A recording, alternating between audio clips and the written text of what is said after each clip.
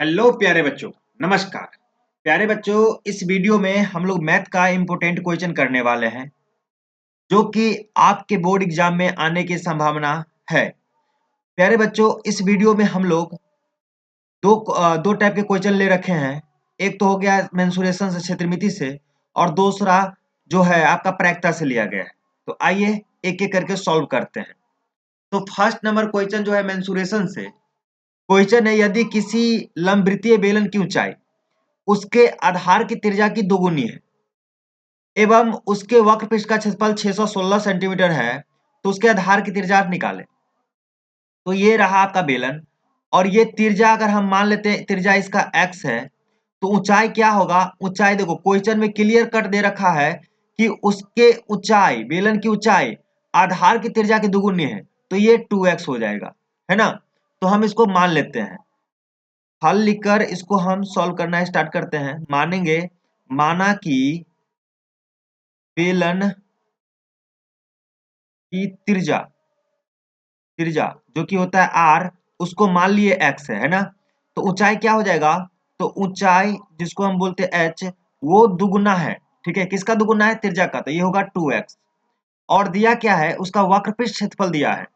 तो बेलन का वक्रपृष्ठ क्षेत्रफल दिए रखा है। तो बेलन का वक्रपृष्ठ का क्षेत्रफल कितना दे रखा है? 616 सेंटीमीटर स्क्वायर दे रखा है। लेकिन आप फॉर्मूला क्या जानते हो?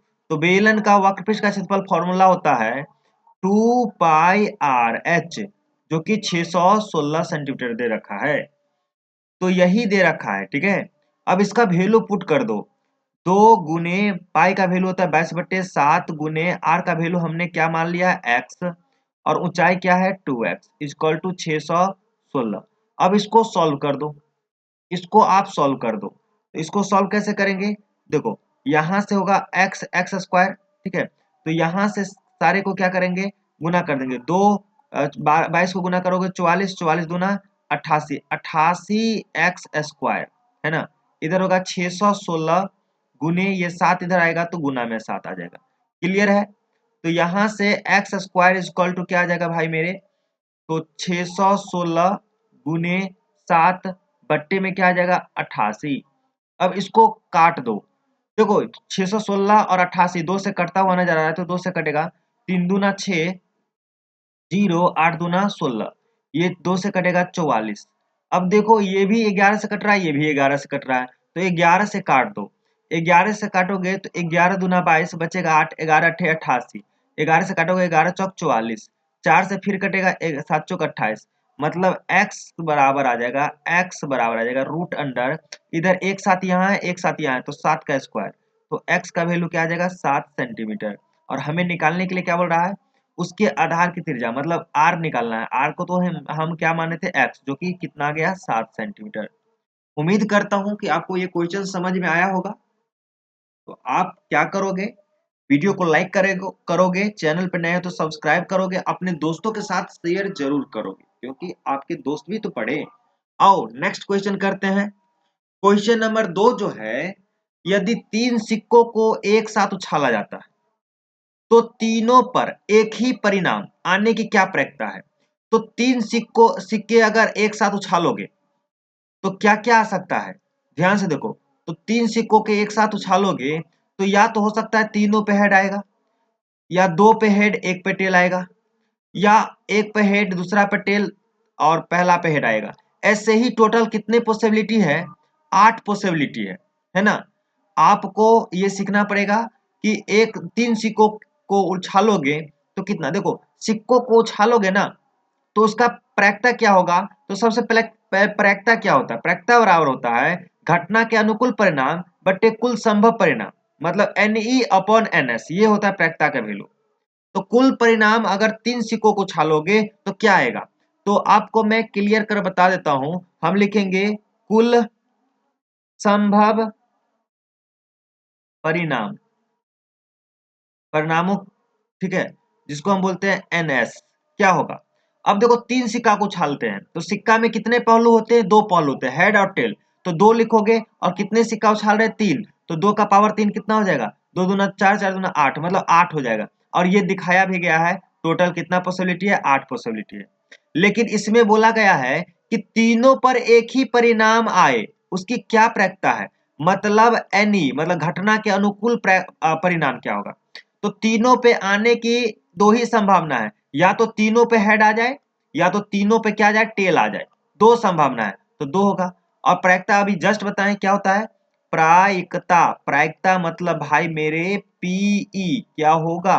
पी होता है N E upon N S, है ना? तो एन ई क्या है भाई मेरे? तो एन ई है आपका 2, एन एस है आपका 8, कटेगा 2 का 2, 2 दूना 4, मतलब ये आपका आएगा 1/4। यही आपका क्या हो जाएगा? आंसर हो जाएगा। उम्मीद करता हूं अच्छे से समझ में आया होगा। और आप अगर ऐसे लिख कर आओगे तो आपका एक नंबर भी नहीं कटेगा। आओ नेक्स्ट क्वेश्चन कर लेते हैं। Question number 3। क्वेश्चन नंबर 3 पढ़ो। यदि दो पासे को एक साथ फेंकने पर दोनों पर आने वाले अंकों का अंतर कितना होना चाहिए? 3। तो प्रायिकता क्या होगा? प्रायिकता अब समझो। तो दो पासे को, एक पासे पे कितने पहलू होते हैं? 6 पहलू होते हैं, मतलब 6 संभावनाएं होते हैं। तो दो फेंकोगे तो 36 होता है। देखो ऐसे हो सकता है, पहला दो सिक्कों को फेंकोगे तो पहला पे एक, दूसरा पे एक आएगा, पहला पे एक, दूसरा पे दो आएगा, इतने सारे पॉसिबिलिटी है। तो कुल संभव पॉसिबिलिटी लिखेंगे, कुल संभव संभव परिणामों की संख्या, परिणामों की संख्या जिसको हम बोलेंगे एन एस, क्या होगा? तो 6। और देखो 6 पहलू होते हैं, मतलब 6 पॉसिबिलिटी होते हैं।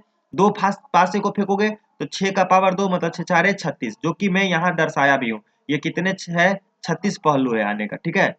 अब आ जाओ, अब हमें अंतर सिर्फ लेना है कितना? 3। तो ऐसे कितने पहलू है जो जिसका अंतर आया 3? तो एक है 1 4, दूसरा में है 2 5, फिर 3 6, फिर 4 1, फिर 5 2, फिर 6 3। तो इसको लिखेंगे घटना के अनुकूल संभव परिणाम, ठीक है। तो संभव ऐसे लिख सकते हो, घटना के अनुकूल, या हम इसको घटना के अनुकूल परिणाम ऐसे लिखेंगे। ये आपको चार्ट नहीं बनाना है एग्जाम में, ठीक है। तो हम लिखेंगे यहाँ एन ई। तो एन ई क्या होगा? तो पहला पॉसिबिलिटी 1 4, तो यहाँ लिखेंगे 1 4, है ना। फिर क्या है? 2 5, ठीक है, दोनों का अंतर देख लो 3 आ रहा है ना। फिर है 3 6, फिर आपका 4 और 1, फिर 5 2, और फिर 6 3, 6 3, कितने पॉसिबिलिटी है? तो 1 2 3 4 5 6, 6 टोटल हो गया 6, ठीक है। अब प्रायिकता निकाल दो। प्रायिकता कैसे निकालते हैं? तो लिखेंगे प्रायिकता मतलब पीई इज इक्वल टू क्या होता है? N E upon N S. N E क्या है भाई मेरे? 6, टोटल कितना है? 36, कटेगा 1/6, 1/6 आपका क्या हो जाएगा? आंसर हो जाएगा। तो उम्मीद करता हूँ आपको अच्छे से समझ में आया होगा। आज के हम वीडियो में इतना ही रखते हैं, फिर मिलते हैं किसी नेक्स्ट वीडियो में। तब तक के लिए बाय बाय एंड जय हिंद।